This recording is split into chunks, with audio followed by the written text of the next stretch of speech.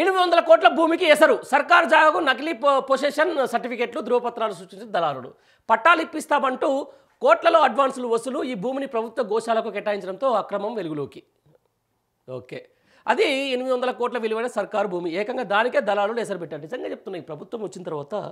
first నడుస్తుంది ఏం తెలుసా కబ్జాలే విపరీతంగా రోజుకో వార్త చూస్తున్నాం మనం రోజుకో దాంట్లో నిన్న ఇక్కడ ఫేట్ బషీర్బాగు ఆ తర్వాత అంతకంటే ముందు ఇక్కడ సంగారెడ్డి జిల్లాకు సంబంధించిన దాని మీద కూడా విపరీతమైనటువంటి కబ్జాలు అయితే నడుస్తూ ఉంది మరి దాంట్లో ఇదొకటి భాగం కావచ్చు అనమాట ఏకంగా యజమాన్య హక్కులు కల్పిస్తామంటూ హైదరాబాద్కు చెందిన పలువురు నుంచి కోట్లు వసూలు చేశారు ఈ భూమి ప్రభుత్వం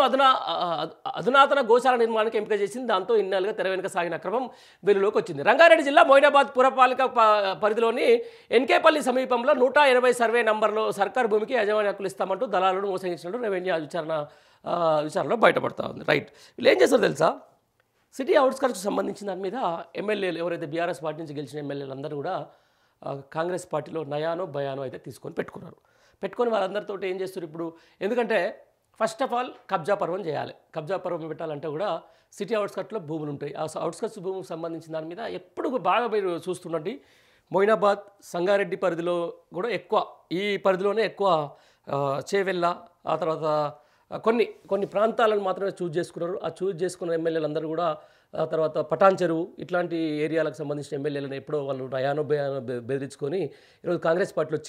చేర్చుకున్న తర్వాత వాళ్ళు ఏం చేసిందంటే కబ్జా పర్వానికి తెరలేపారు ఎందుకంటే ప్రతిపక్షంకి సంబంధించినటువంటి ఎమ్మెల్యేలు కనుక అక్కడ ఉంటే వీళ్ళ కబ్జాలు నడవవు వాళ్ళు ఊకోరు కదా వాళ్ళు ఊకోరు వాడికి పోయి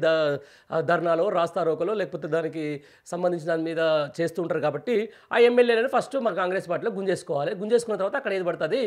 ఇష్టానుసారం కబ్జాలు పెట్టాలనే ఒక అదైతే నడుస్తుంది సరే ప్రజలు చూస్తూ ఉంటారు కదా అక్కడ సరే స్థానిక నాయకులని